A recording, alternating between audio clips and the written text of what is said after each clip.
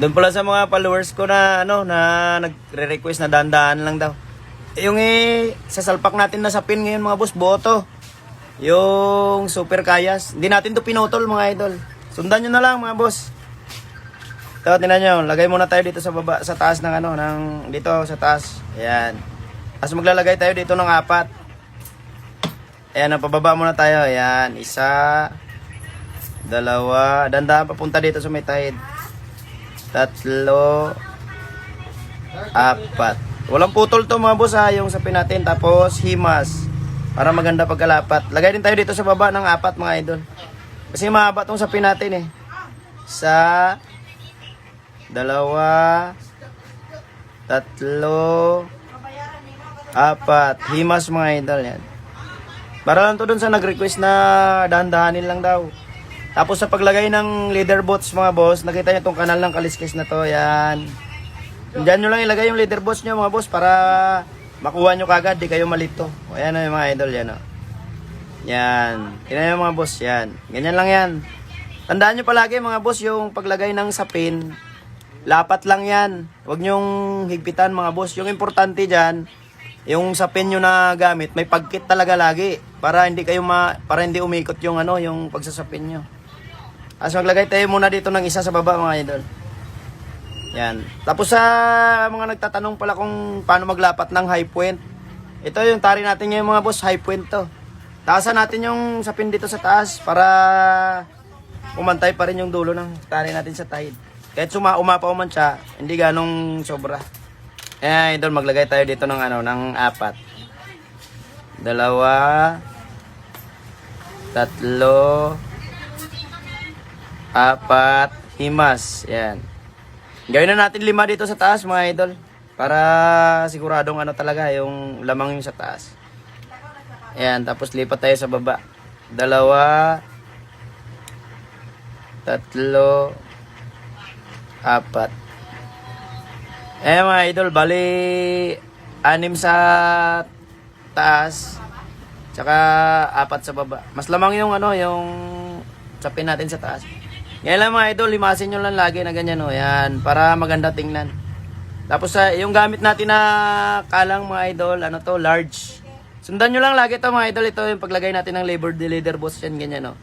Tapos yung gamit natin na kalang large.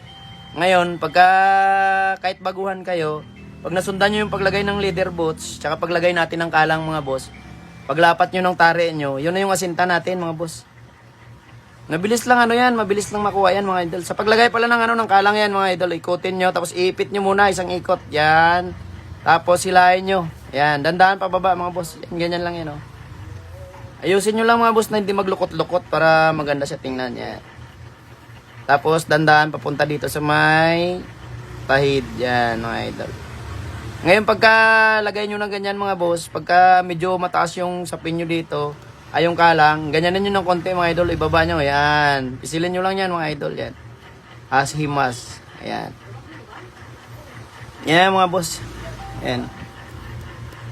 Ganyan lang yung ano nyan, yung pagbibidbid. Sundan nyo na lang mga boss.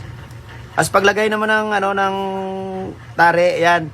Pagka nakuha nyo yung paglagay natin ng leather boots, paglagay nyo ng kalang, kahit baguhan pa lang kayo mga boss, yung asinta nyan, makukuha nyo na yan kaagad mga boss.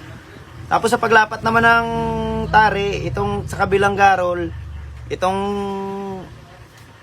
kanal ng kaliskis, sundan nyo lang yan mga boss. Tapos doon sa nagtatanong kung paano sumipat sa may tuhod, dito lang yan mga boss oh. Sa may gilid. Hindi naman na kailangan ng pintil-pin. Napakatagal na paliwanag kasi yun mga boss. 2025 na tayo ngayon, kahit manood na lang kayo tsaka pakinggan yung sinasabi natin, makukuha nyo na yung kaagad. Ayan mga idol oh. Yan.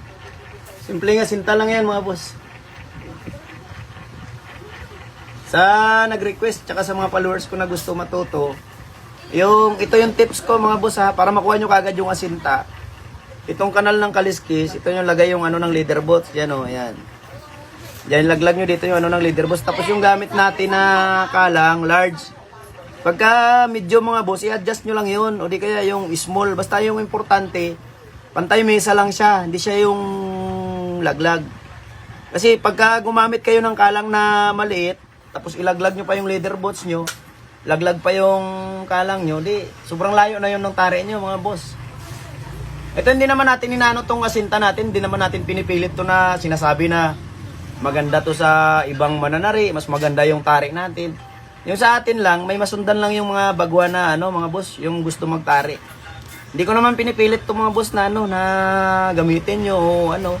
Sa inyo na lang naman yun, nabibigay lang naman tayo ng tips. Pwede nyo rin gayahin mga boss. Yan ganyan lang mga idol. Sundan nyo lang mga boss yung pag sapin natin para makita nyo kung gaano ka ano, kalinis. Yan mga idol, sana makatulong sa inyo.